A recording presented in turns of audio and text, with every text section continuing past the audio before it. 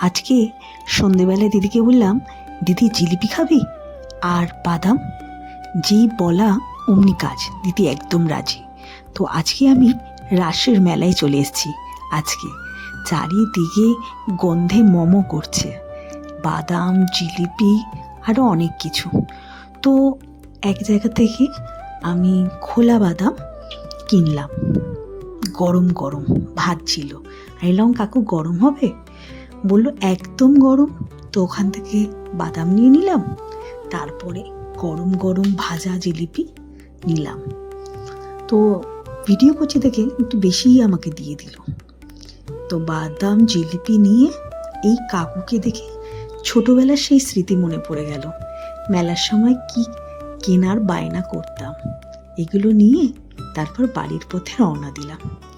আমি প্রিয়াঙ্কা, আজ এই পর্যন্ত, পরে আবার দেখা হবে।